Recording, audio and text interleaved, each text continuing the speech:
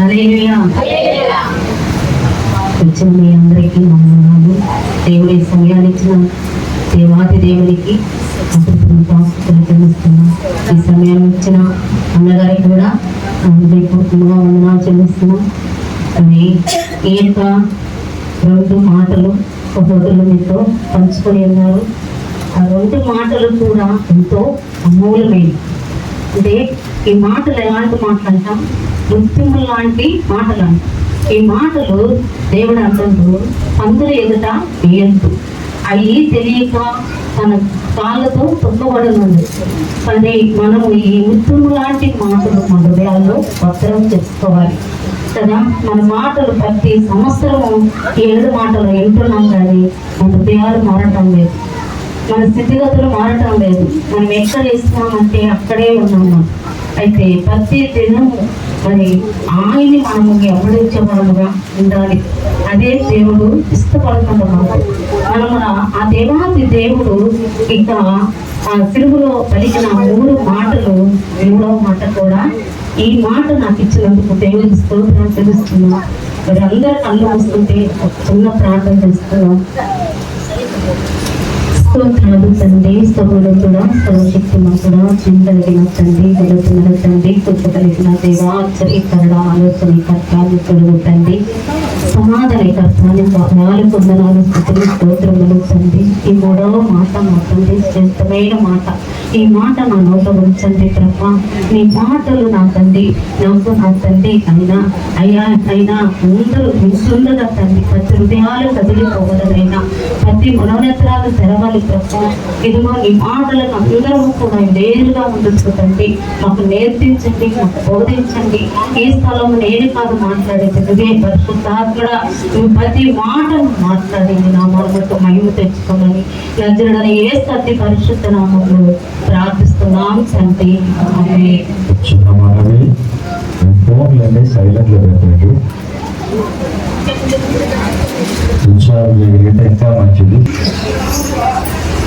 19:26 యేసు తన తల్లిని తను ప్రేమించిన శిశువు దగ్గర నిలిచి ఉండటం చూసి, అమ్మా ఇదిగో నీ కుమారుడు అని తన తల్లితో చెప్పు.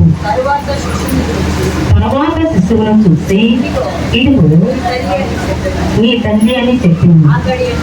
అక్కడి నుండి ఆ శిశువుడు ఆమెను తన ఇంట చేర్చుకున్నాను. హల్లెలూయా, హల్లెలూయా.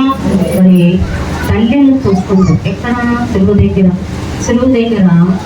మరి కొంతమంది స్త్రీలు తాను ప్రేమించిన శిశువుడు అక్కడ నిలబడి ఉన్నారు. ఎంతో వేదనకరమైన ఆ స్థలంలో, ఆ సమయంలో వాళ్ళు చాలా మనోపులతో వేదనతో ఆ స్థలంలో నిలబడి ఉన్న వాళ్ళని చూసి దేవుడు అంటుందో, అమ్మా ఇదిగో ఈ కుమారుడు. శిశువును చూసి అంటుందో, ఇదిగో ఈ తల్లి అన్నప్పుడు ఆ శిశువుడు అంట ఆ గడి నుండి తన ఇంట తన తల్లిని చేర్చుకున్నాడు. హల్లెలూయా, హల్లెలూయా. మరి ఎంతో బాధ్యత కలిగిన మాట ఈ మాట, చాలా జాగ్రత్త బాధ్యత కలిగిన మాట. ఈ మాటలు దేవుడు వాళ్ళతో మాట్లాడుతుంది. 3వ మాట, అమ్మా ఇదిగో నీ యొక్క కుమారుడు అని ఆమెకి బాధ్యతలు అప్పచెప్తుంది. మరి మనము కూడా మరి ఈ లోకంలో ఉన్న మన తల్లిదండ్రులను మనం ఎలాగ ప్రేమిస్తున్నాం, మనం ఎలాగా వాళ్ళని అప్పుకుంటాము, వాళ్ళ మాటలు ఎలాగా మనము అవలంబిస్తున్నాం. ఒక్కసారి మనం చూసినప్పుడు నిజంగా మన తల్లిదండ్రుల్ని సన్మానించమని దేవుడు ఫస్ట్ ఆజ్ఞ తెచ్చిన్నాడు. మరి నీ తల్లిని నీ తండ్రిని నువ్వు సన్మానించినప్పుడు నువ్వు భూమి మీద దీర్ఘాయుష్మంతుడుగా ఉంటావు అని చెప్తుంది. మన తల్లిని మన తండ్రిని మనము ప్రేమించాలి, వాళ్ళని సన్మానించాలి, వాళ్ళని అప్పుకోవాలి. వాళ్ళ మాటలు మనము కూడా ఏం చేయాలంట వినాలి. వాళ్ళు పసిబిడ్డ స్వభావంలోనికి వెళ్ళిపోతారు. వెస్సై పెడతారు. వయసు అయిపోయిన అప్పుడు ఆ తల్లిని అంట మనం ఏం చేయాలంట, నిర్లక్ష్యం చేయకూడదంట. ఆ తల్లి మాటలు మనం అనుక్షణము కూడా మనం వినేవారుగా ఉండాలి. ప్రతి దినము కూడా మన తల్లిని ఆ యొక్క బాధ్యత మరి యేసు ప్రభు కలిగిన మనస్సు మనకు కూడా కలగాలని దేవుడు మాట్లాడుతుంది. దేవుడు మరి ఆయనకి ఆ మనస్సు కలిగి ఉన్నది, ఆయన కలిగిన మనస్సు మనకు కూడా కలిగి ఉండాలి. ఎందుకంటే దేవుడు అంటుంటూ నేను పరిశుద్ధులు కనుక మీరు కూడా పరిశుద్ధులుగా ఉండమని దేవుడు చెప్తుంది. మరి మనము కూడా అలాగా ఉండాలి. అలాగా మనము కూడా బాధ్యతతో మనము కూడిన ఈ మాట మనము హృదయాల్లో ఉంచుకోవాలి. ఈ దినాలలో మరి తల్లిదండ్రుల్ని మరి సమ్మానించడం కాదు, కానీ తల్లిదండ్రులు కొడుకుంటారు, తల్లిదండ్రులకి వాళ్ళని నిర్లక్ష్యం చేస్తుంటారు, తల్లిదండ్రులు అవమానపరుచుకుంటారు, వాళ్ళు దూషించువారంట, తల్లిదండ్రుల్ని దూషించువారంట ఎక్కడ ఉంటారంట, మరణ శిక్ష ఊరికి వాళ్ళు వెళ్ళిపోతారంట. మనము అలాగ ఉండకూడదు. దేవుడు అంటుండు నేను ఎలాగో చేశానో మీరు కూడా అలాగే చేయమని దేవుడు మనవి చేస్తుండ్రు. ఈ మాట ఎలాగ చెప్తుందంట, ఇదిగో కుమారి కుమారుడని తన తల్లి బాధ్యత తనగా ఎక్కువగా ప్రేమించిన శిశువుకి అప్పచెప్తుంది. మరి అంతేకాకుండా ఆ సామెతలు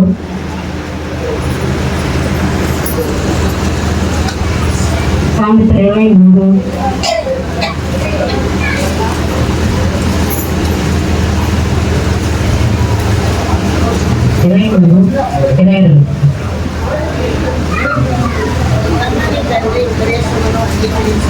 నిమిత్తమున నీ తండ్రి ఉపదేశము అంగీకరించు.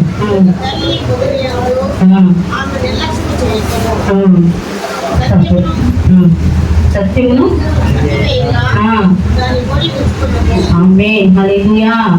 నిన్ను కనిన నీ తండ్రి ఉపదేశమును నువ్వు అంగీకరించు. నీ తల్లి ఉడిమేందు ఆమె ఏం చేయాలంట, నిర్లక్ష్యం చేయకూడదంట.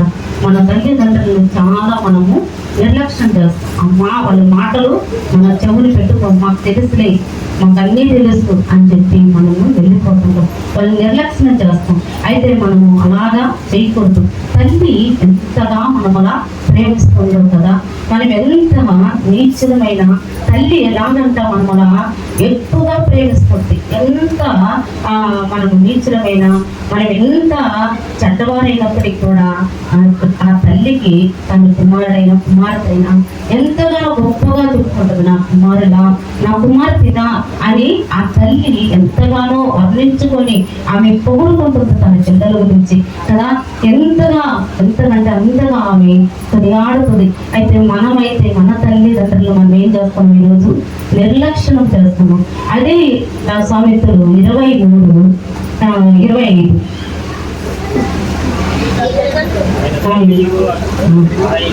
నీ తల్లిదండ్రులు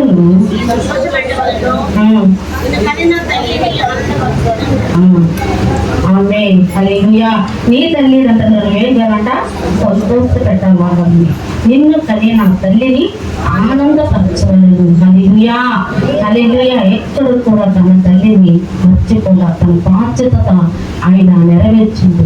ఆ యొక్క కల్వారిలో ఆయన ఎంతో వేదన పడుతుండు, ఎంతో కష్టపడుతుండు. ఆయన ఎంతో మన కొరకు, మన పాపాల కొరకు, మన దోషముల కొరకు ఆయన తను వ్యక్తుడుగా మారిపోయిండు. అయినా కూడా ఆ తల్లిని ఆ శిశువును చూసి ఒక్కరి బాధ్యత ఒకరికి అప్పచెప్తూ ఆయన ఆ స్థలంలో ఆ మాట పలుకుతుండు, మా ఇదిగో నీ కుమారుడు అయ్యా, ఇదిగో నీ తల్లి అని చెప్పి శిశువును చూసి చెప్తుండు. మరి ఆమె ఎంతో ఆ తల్లి వేదనతో అసలు మన దగ్గర నిలబడుకొని ఉన్నది. లూకా 2వ అధ్యాయము 30.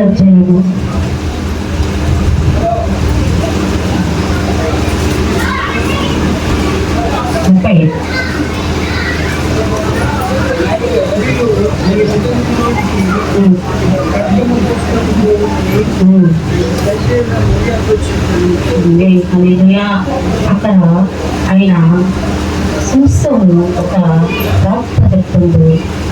8వ దినము ఆ యొక్క శిశువుని ఎత్తుకొని దేవుని మందిరంలోనికి ఆ తల్లి ఉన్నప్పుడు, ఆ తల్లిదండ్రులు పోయినప్పుడు ఆయన ప్రపంచం వ్యక్తి రాని చెప్తుంటారు. ఏమని చెప్తున్నట, మరియా నీ హృదయంలోనికి ఒక ఖడ్గము కూర్చుకొని పోవునని ఆయన తల్లి అయిన మరియతో మాటలన్నీ కూడా ఆమె ఎక్కడ భద్రం చేసుకున్నట తన హృదయంలో భద్రం చేసుకుని తన మాటలన్నీ కూడా ఆమె మరి అనుభవిస్తూ ఉంది. ఇక్కడ మరి చెరువు దగ్గర తన కుమారుడు ఎంతో వేధించబడుతుందో, మరి ఎంతగా మిగిలి బాధించబడుతుందో, నువ్వు వేసుకుంటూ మరి కొరడాలు తీసుకొని ఆయన దేహమంతా కూడా చేరుస్తున్నది కూడా ఆమె ఎక్కడ కూడా మిస్ అయినట్లుగా లేదు. ప్రతి స్థలంలో మరియా తన కుమారులతోనే ఉండి ఆమె ఆ కుమారుడు పడుతున్న వేదన అంతా చూస్తూ ఆమె ఎంతో బాధపడుతుంది. ఆ ఖడ్గము అప్పుడే మరి ఇంకా ప్రవక్త అయిన సింసోను చెప్తుంది. ఏమని చెప్తానంట, ఇదిగో మరియా నీ యొక్క హృదయంలోనికి ఖడ్గము దూచుకొని వెళ్ళిపోను అని చెప్తుంది. నిజంగా ఖడ్గము అంటే ఎంత శ్రమ, ఎంత బాధ. నిజంగా ఆ తల్లి ఎంతగానో మరి ఆ యొక్క బాధ అనుభవించుంటది కదా. ఆ బిడ్డని ఎంతగానో కాపాడింది. ఏ రోజైతే అంటుంటుంది, ఇదిగో 1 సంవత్సరం నుంచి 3 సంవత్సరాల దాకా ఒక్క బిడ్డను కూడా బ్రతికించవద్దు, అందరినీ అంతం చేయమన్నప్పుడు ఆ యొక్క తల్లి ఆ బిడ్డను ఎంతగానో కాపాడుకొని మరి ఎక్కడెక్కడికో వెళ్ళి మరి ఆ బిడ్డను కాపాడినట్లుగా ఉంది. మరి దేవుడు ఎంతగా మనములా ప్రేమిస్తాడు, ఎంతగా మనములా ఆదరిస్తాడు, ఎంతగా మనల్ని కనికరిస్తుంది కదా.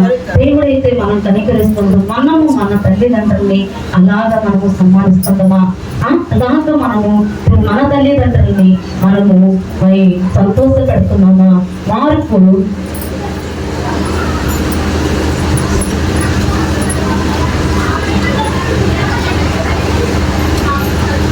మార్పు 7:16.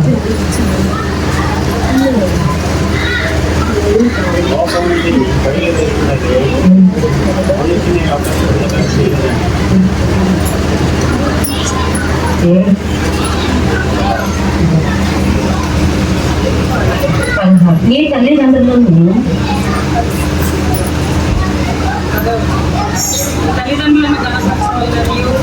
తండ్రినైనను తల్లినైనను దూషించు వారికి మరణ శిక్ష విధించవాలననియు మోషే చెప్పాను కదా. ఆమేన్, హల్లెలూయా. నీ తల్లిను నీ తండ్రిని ఏం చేయాలంట? ఘనపరచాలి. నీ తల్లిను నీవు ఘనపరచవలనని నీ తండ్రినైనను నీ తల్లినైనను దూషించు వారికి మరణ శిక్ష విధించబడదు. మనము తల్లిదండ్రులను మనం ఏం చేయాలంట? దూషించకూడదు. ఎందుకు మమ్మల్ని మనం, ఎందుకు మమ్మల్ని పెంచాలి, మాకెందుకు మాకు జన్మనిచ్చామనే బిడ్డలు లేరా ఈ రోజుల్లో? ఎంతో మంది. ఎందుకంటే తల్లిదండ్రులను దూషించే వాళ్ళు చాలా మంది ఇప్పుడుండే జనరేషన్ లో తల్లిదండ్రుల్ని దూషిస్తూనే ఉంటారు, పడుతుంటారు, మరి ఎంతగానో హింసపడుతుంటారు. అయితే యవనస్తులైన మిమ్మల్ని నేను ఏమైతే కోరుకుంటున్నానంటే, మీ తల్లిదండ్రులు మీరేం చేయాలంట? దూషించకూడదు. మీ తల్లిదండ్రులు మీరేం చేయాలంట? సన్మానించండి. తల్లిదండ్రులు మనం పోయిన తర్వాత పంచకూడదు కానీ, వాళ్ళ ఫోటోలు దండనేయకూడదు కానీ, వాళ్ళ పేరట ఏకలను అన్నాలు పెట్టకూడదు కానీ, వాళ్ళు ఉన్నప్పుడు మనం ఏం చేయాలంట? వాళ్ళని గర్వపరచాలి, వాళ్ళని సన్మానించాలి. వాళ్ళు మా తల్లి అని చెప్పి ఎంతగానో వాళ్ళకి ఎంతలాంటి చట్టమైన కూడా పర్వాలేదు, మనం ఏం చేయాలంట? వాక్యం వింటున్న మనము మరి దేవుని లోబడుతూ మన తల్లిదండ్రులు మనం ఏం చేయాలంట? సన్మానించాలి. దేవుడు అలాగే ఎఫెసీయులు 6:6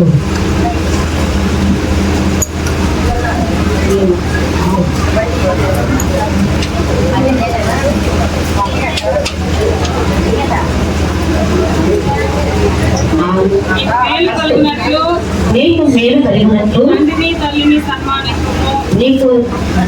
నీకు మేలు కలిగినట్లు నీ తండ్రిని నీ తల్లిని సన్మానింపుము. అప్పుడు నీవు భూమి మీద ఆమేన్, హల్లెలూయా. ఎప్పుడైతే మన తల్లిదండ్రులని మనం సన్మానిస్తామో మనం అప్పుడు ఎలా ఉంటామంట? అన్ని విషయంలో మనము నిర్వాహవంతులుగా ఉంటామంట. ఎక్కడికి వెళ్ళినా మనకు జయమే, ఎక్కడికి వెళ్ళినా కూడా మనకేముంటదంట? జయమే ఉంటది. మన తల్లి తండ్రిని మనం ఏం చేయాలంట? సమ్మానించాలి. అప్పుడు దీర్ఘాయుష్మంతుగా మన భూమి మీద ఉంటాం. మనం ఏది అయితే ఎత్తుతామో అదే మనకు కూడా పోసుకుంటాం. మన పిల్లల ఎదుట మన తల్లిదండ్రులు మనం సమ్మానిస్తే వాళ్ళు కూడా మనం రాబోయే తరాల్లో మనములు కూడా ఏం చేస్తారంటే వాళ్ళు ఘనపరుస్తారు, మనములు కూడా సమ్మానిస్తారు. అయితే మనం ఎప్పుడైతే మనము నిందిస్తామో, ఎప్పుడైతే వాళ్ళని దూషిస్తామో, ఎప్పుడైతే మనం వాళ్ళని మాట్లాడుతుంటామో అప్పుడు మన పిల్లలు కూడా చూస్తూనే ఉంటారు. నిజంగా దేవుడు తప్పకుండా మనం ఏ పంట అయితే విత్తుతామో ఆ పంట ఖచ్చితంగా మరలా మనం కోసుకుంటాం. ఎందుకంటే దేవుడు అంటాడు, మొదట మరి ఆయన నీతి, ఆయన రాజ్యము మనం వెతికినప్పుడు సమస్తము మనకి దేవుడు ధారాళంగా ఇచ్చేవాడే ఉన్నాడు. ఎందుకంటే ఈ యొక్క తల్లి బాధ్యత ఎంతో చాలా శ్రేష్టమైనది. ఈ తల్లి బాధ్యత ఎలాగా తన ఎక్కువగా ప్రేమించిన శిశువునికి అప్పచెప్పుతుంది.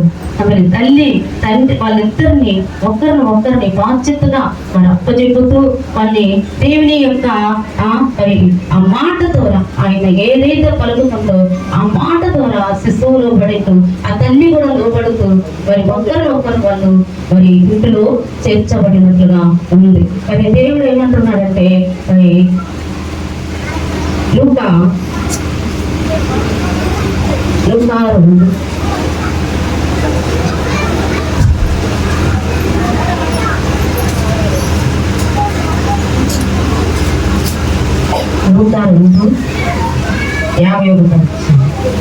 ఆయన వారితో కూడా బయలుదేరి అతనేతికి వచ్చి వారికి లోబడిండెను.